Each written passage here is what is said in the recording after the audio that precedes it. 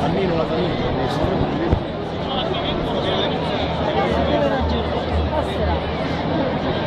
così passerà perché poi sono attivista nato, però un periodo tra via.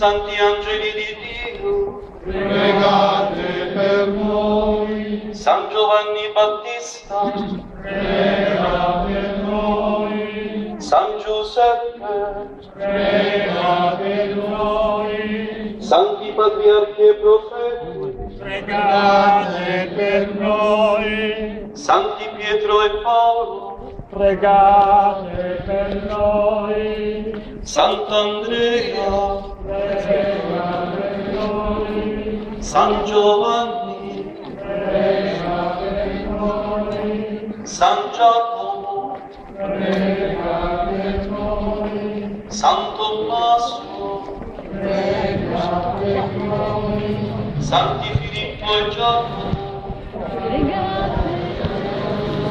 San Bartolomeo,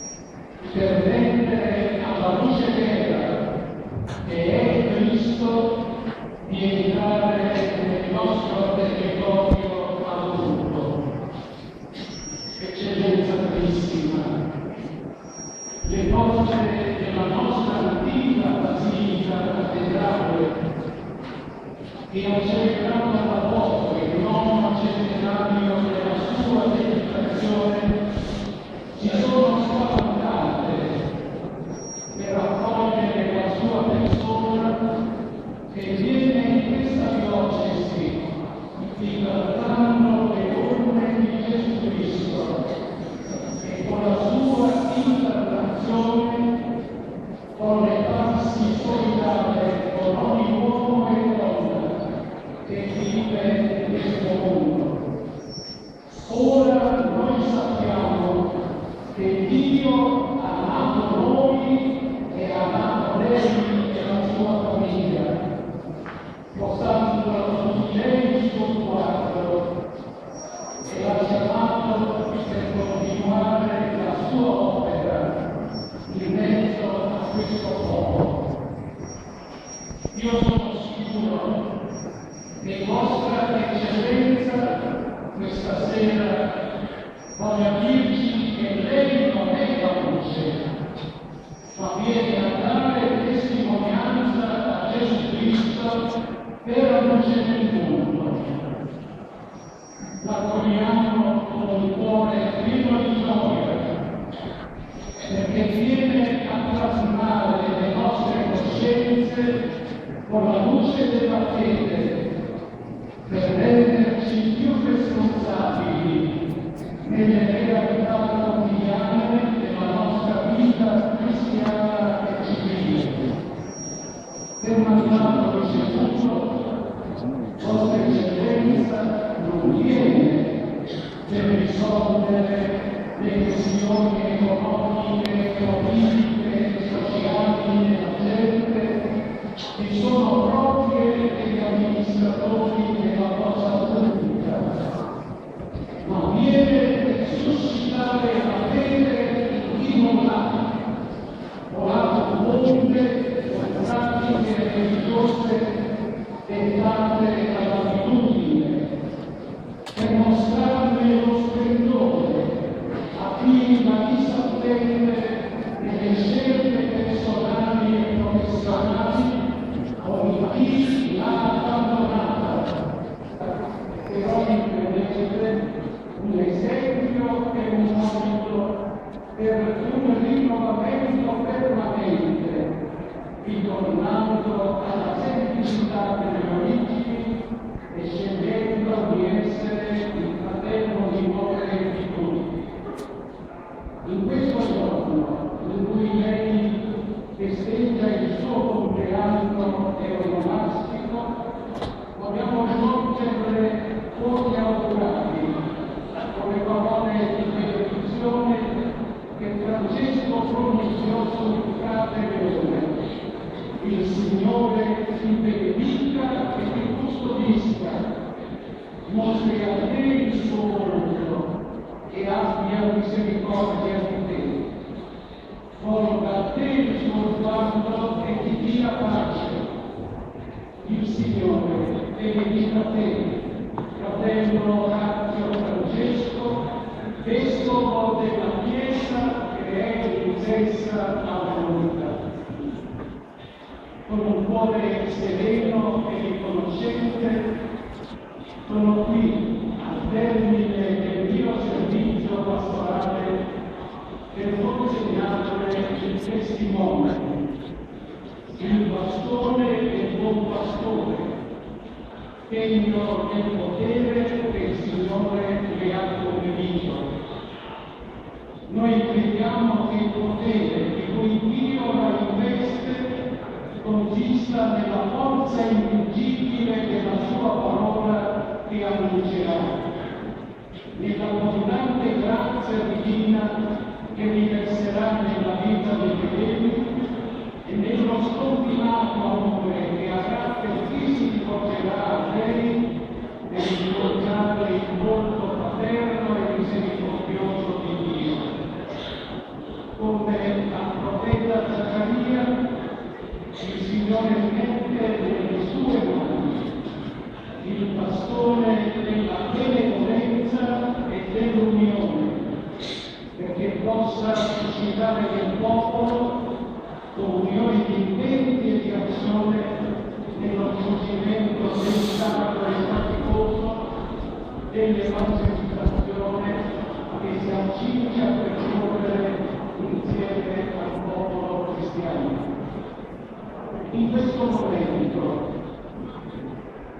non sarei sincero se non dicessi che insieme a un sentimento di gratitudine al Signore per essermi stato vicino, per avermi liberato da una grande responsabilità, non rivelassi l'interiore sofferenza di esaltare ancora una volta questa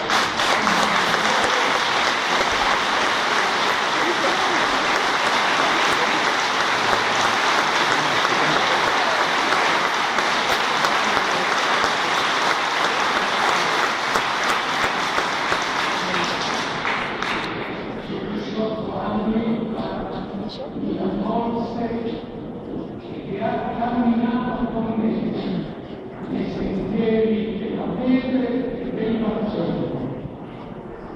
Con l'Apostolo Paolo penso di poter dire che questi presbiteri, diaconi, religiosi e religiose, seminaristi e fedeli laici, sono la lettera che consiglio a lei e le diventa il padre premuroso e amorevole. Una lettera scritta non con inchiostro, ma con la forza dello Spirito del Dio vivente, non sul tavolo di pietra, ma sul tavolo di carne dei loro cuori. Leggendola, lei troverà espressioni di fedeltà, di coraggio e di impegno. Non mancano imperfezioni che con la buona volontà di tutti possono essere corrette. Nella fiducia e nella benevolenza di Dio e con la comprensione e dedizione di sacerdoti e laici, ho trovato l'antidoto quotidiano per vincere lentezze, pigrizia, paure, contrapposizioni, contrasti e resistenze. Cammin facendo tutti, piccoli e grandi, che sono diventati tali.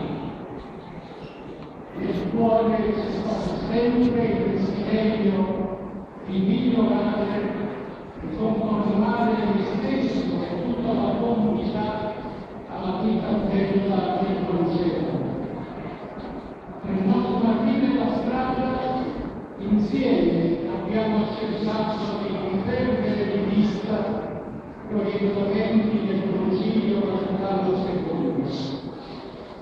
Resteranno impresse nella memoria la preparazione e la celebrazione del Giubileo del 2000, le 2 visite pastorali, le vocazioni al sacerdozio, le ordinazioni presbiterali e diaconali, i numerosi incontri di formazione alla fede e alla vita cristiana, la partecipazione dei laici ai momenti ecclesiali, i pellegrinaggi dei luoghi delle nostre origini cristiane sulle orme di Mosè e sui passi di Gesù e degli Apostoli, la celebrazione del millennio della nascita di San Leone IX, la costruzione di chiese parrocchiali, la ristrutturazione e il restauro di alcuni edifici sacri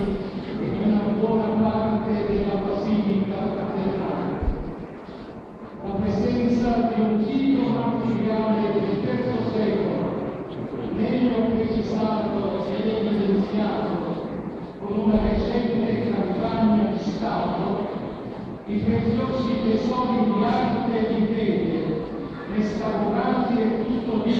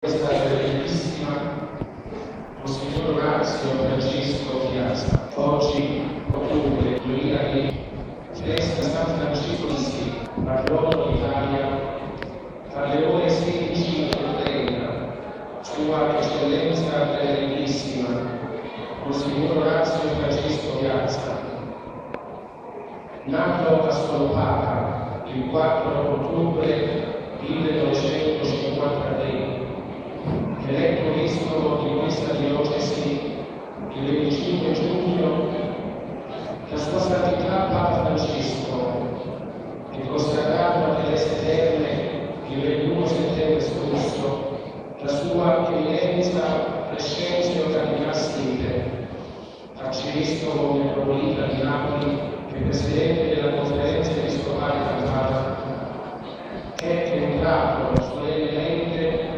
nella diocesi di stessa Roma. In piazza 20 settembre, nella città di Sesta Luca, è stato accolto dall'amministratore apostolico, Sua Eccellenza Reverendissima Monsignor Antonio Napoletano, da alcuni vescovi, dal clero, dalle autorità civili e militari e dal popolo di Dio. Ha ricevuto il saluto dal sindaco del comune di Sesta, dottor Luigi Tomasino, come benvenuto nella terra degli Augusti. Sono seguiti i saluti del sindaco di Slovacca, professor Antonio Santo Anastasio, e del rettore dell'Università del Stagno, professor Filippo De Rossi.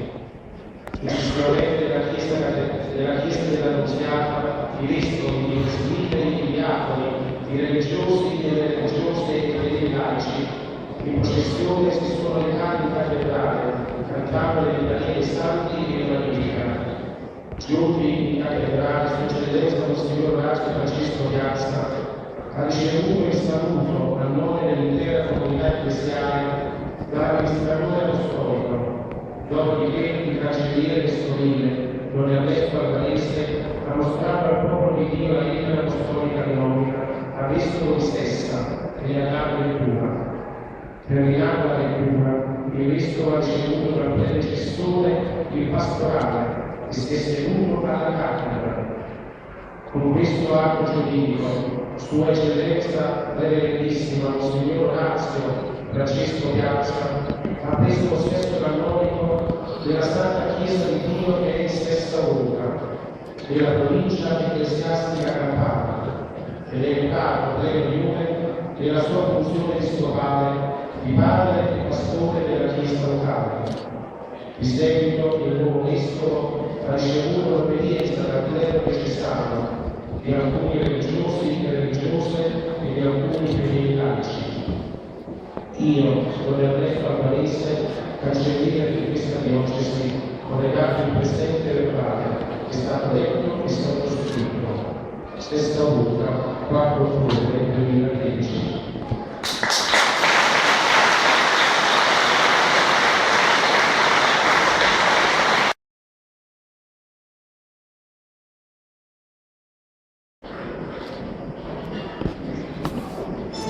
Gloria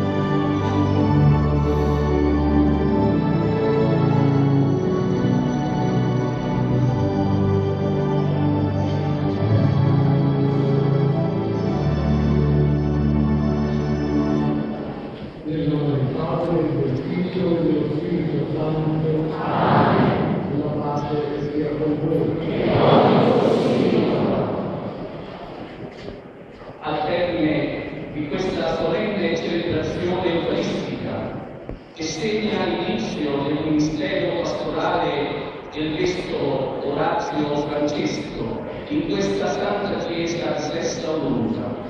Riceveremo la benedizione papale che, attingendo alla ricchezza della comunione dei santi in Cristo Redentore, ci elargirà l'indulgenza plenaria con la remissione di ogni pena dovuta per i peccati.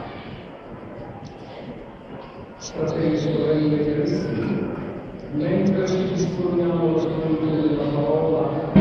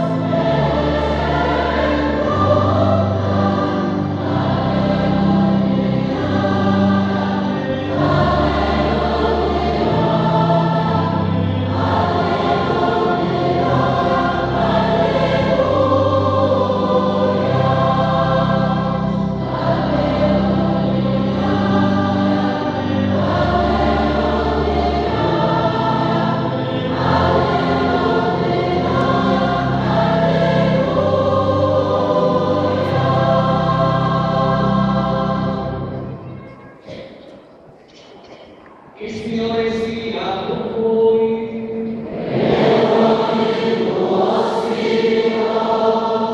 Dal Vangelo secondo Luca.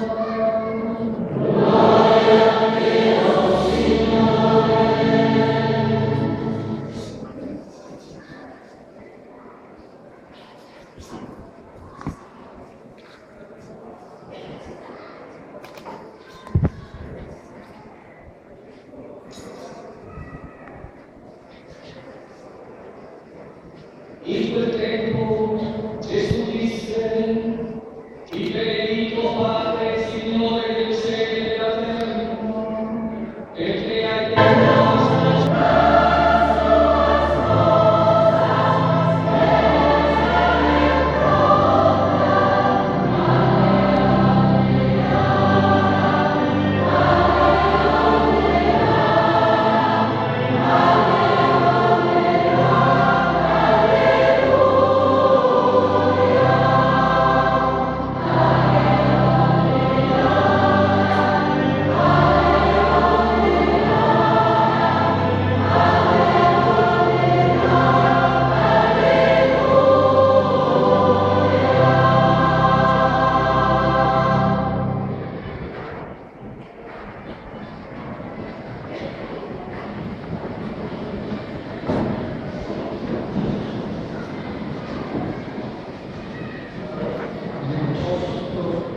in alto la parola di Dio, elevata sulle nostre teste, elevata nei nostri cuori, proprio perché quella lampada accesa possa essere da tutti guardata, possa essere da tutti conosciuta.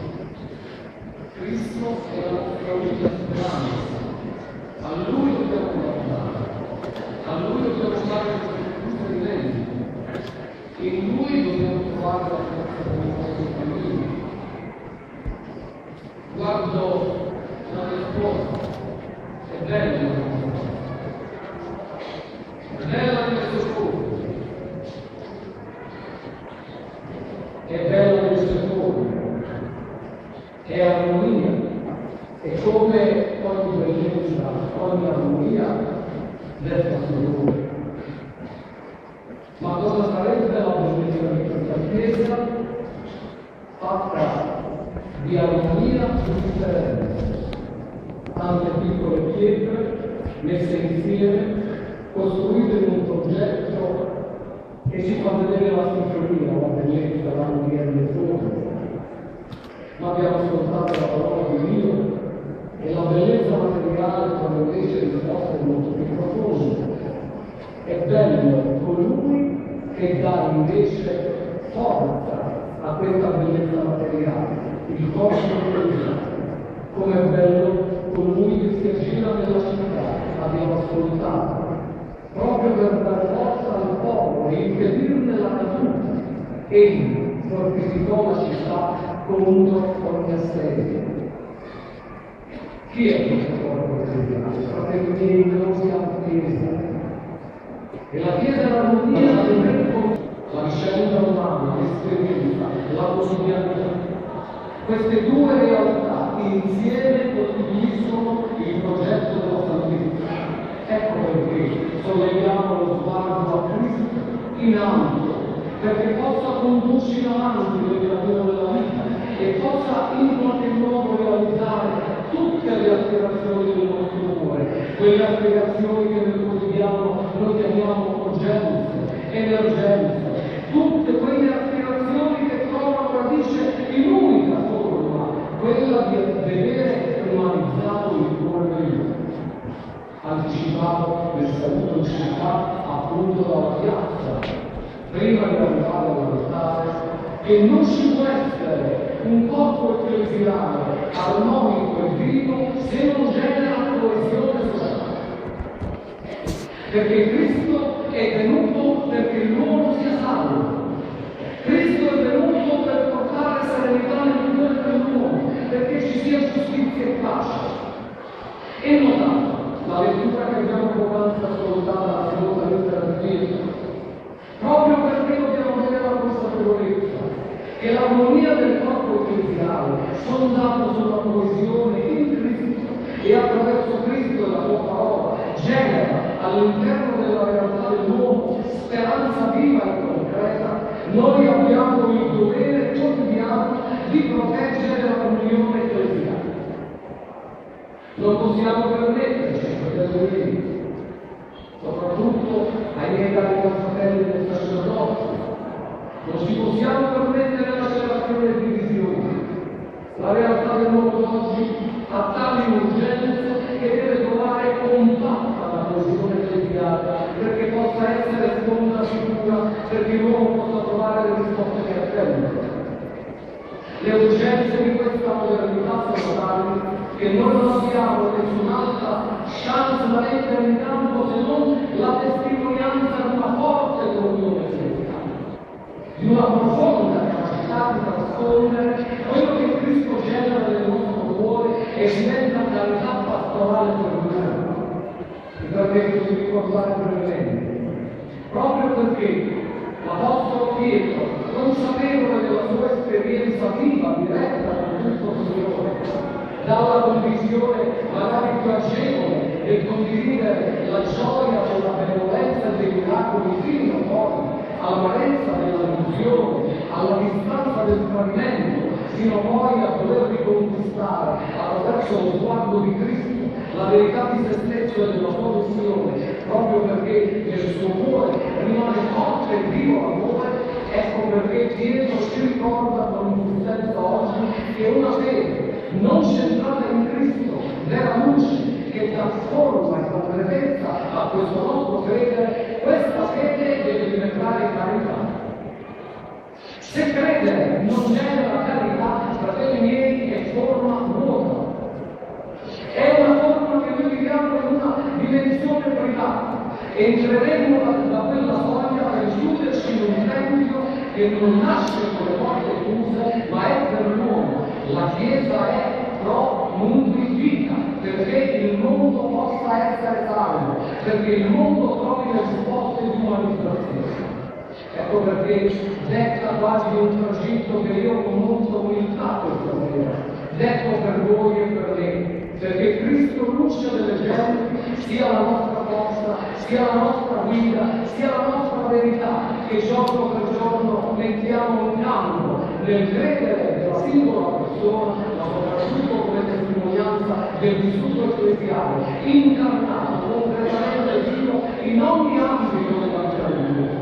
Dice l'Apostolo Pietro, metteteci ogni impegno, non lesinate impegni, dobbiamo veramente dare tutto di noi, il meglio di noi, dobbiamo spendere ogni energia, dobbiamo svuotare il cuore, ripulendolo da che cosa? Ecco, con evidenza l'unico grande rischio, la corruzione della bellezza, la corruzione della fede che è chiusura nell'egoismo privato, e questo in tutte le condizioni, dentro la Chiesa e fuori dalla Chiesa, in ogni ordine sociale, in ogni condizione di vita. Quando il cuore dell'uomo si chiude su se stesso, perde la sua unità e la sua qualità. Ecco perché la fede impone un percorso che deve poi arrivare alla carità, alla divisione, a dare il meglio di sé, dice l'Apostolo Pietro. La fede deve generare virtù, comportamenti virtuosi, impegni di qualità. Ciascuno deve metterci del proprio, fino poi a determinare quello attraverso la sobrietà, la temperanza, come tu ricorda, che cosa? La pazienza. Sì, la pazienza, noi di fronte alle urgenze abbiamo quasi la voglia di poter risolvere tutto all'inizio. Ma cosa sarebbe questa soluzione se non passa attraverso la nostra personale condivisione dei problemi, nel metterci la spalla sotto i problemi e ciascuno secondo la propria responsabilità, secondo le proprie qualità, secondo il proprio mandato, proprio perché a ciascuno è affidata un'opera e questa opera ha bisogno di pazienza. Solo se lo imprende con la virtù nell'esercizio quotidiano di una fede incarnata, aperta, disponibile, pronta al dialogo, al confronto, a misurarsi concretamente con i bisogni dell'uomo, portando Cristo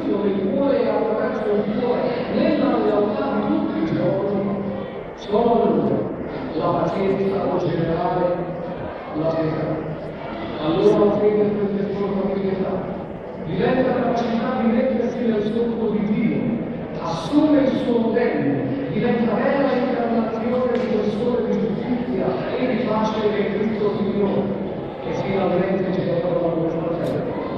Non partiamo dall'amore fraterno, o si ottiene facilmente, non lo vediamo facilmente nella nostra vita, non è facile farsi in faccia nemmeno tra amici, non è più possibile magari in tanti momenti della vita riuscire a rispettare nell'altro la trasparenza della tua umanità, sospettosi, bloccati su noi stessi, preoccupati che l'altro ci limita nella nostra umanità.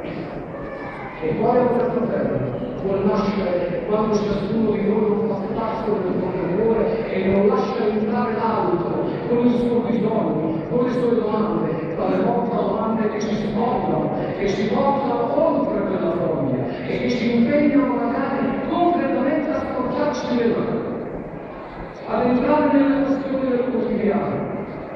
Allora l'amore fraterno diventa condivisione di vera carità. E la carità nasce proprio perché i fratelli si sono resi coesi. Com'è bella quell'espressione che dai padri della Chiesa ci viene consegnata per indicare che proprio gli amici che compiono la stessa opera maturano un'amicizia che genera comunità. E allora possiamo capire quando ci è detto una lettura del Siracide, come bello, il ricordo ecclesiale che ha maturato la sua profonda fraternità nella radice unica, fondante di Gesù Cristo, che diventa capace poi di far generare attraverso questa sua coesione interna la capacità di trasformare il cuore dell'uomo. E allora dobbiamo contagiarci con questa voglia di stare insieme, di costruire relazioni di qualità. Dobbiamo contagiarci in questo sfidare ciascuno di noi la buona volontà dell'altro, vedendo quasi un gareggiare continuo di chi si impegna di più, di chi mette più determinazione in questa costruzione della città dell'uomo. E allora, fratelli miei, molto spesso siamo stanchi come il canto che abbiamo cantato, Salmo 84.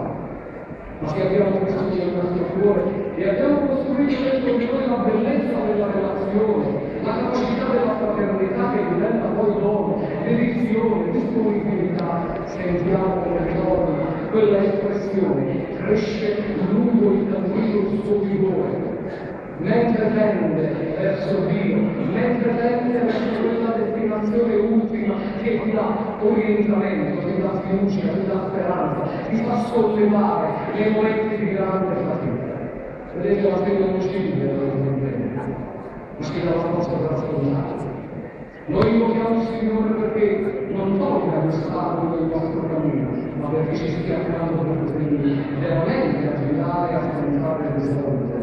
E allora accogliamo come ultimo momento di questa meditazione la bella parola del Vangelo, la bellezza è sconfitta. Fratelli miei, liberiamoci da tante forme che ci conducono a distanza. Impariamo a guardarci in faccia con molta semplicità, a saper comunicare, a ritrovare la parola del diavolo nel confronto dell'accoglienza.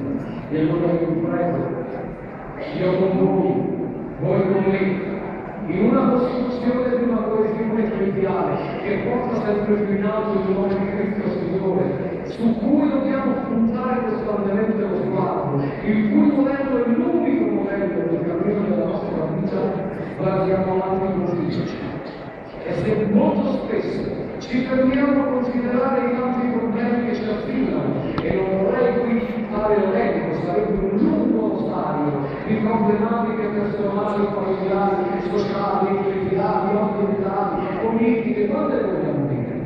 Fratelli miei, concentriamoci sulla speranza, concentriamoci sulle buone cose che il Signore ci ha donato. Ci dice questo il Signore: io ho riempito il cuore di tanti doni, metteteli in studio, ma perché questo accada, ciascuno di noi volta lo sguardo su colui che la vera luce, perché se non c'è questo impegno di fissare lo sguardo, e allora fratelli miei, la bellezza diventa corruzione, diventa incapacità di coesione, diventa impossibilità di trovare quel tratto comune che ci riconsegna a quella umanità di cui tutti noi abbiamo bisogno.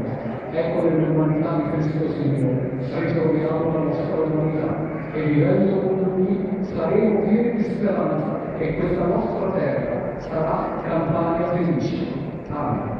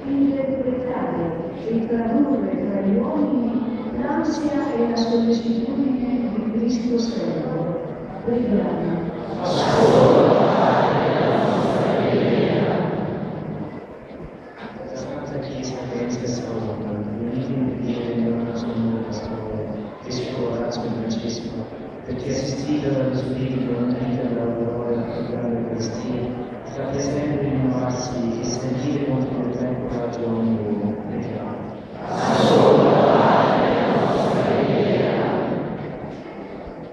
Per il nostro Vescovo Orazio Francesco, posto alla guida della nostra diocesi, perché dominato dallo spirito di fortezza e di santità, diventi per tutti noi immagine viva di Cristo, Maestro e Pastore. Preghiamo. Quando sono provati dall'ingiustizia, dalla crisi economica, dal dolore e dalla sofferenza, perché non sperino mai sotto il peso della tribolazione, ma siano sostenuti da gesti concreti e solidarietà e vicinanza da parte degli organismi internazionali e dalle singole comunità. Preghiamo. Per quanti hanno responsabilità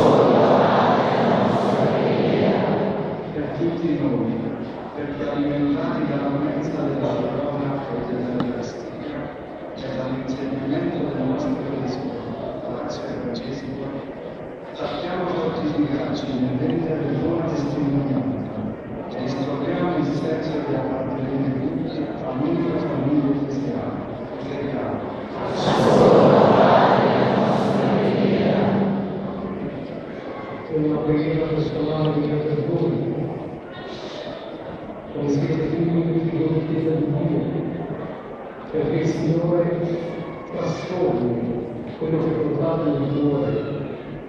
Sono pieno di speranza per la vita, per le nostre famiglie, per i giovani, per la nostra realtà, perché non credi nel nostro cuore, non ci scoraggi nel nostro cuore, perché abbiate sempre fiducia.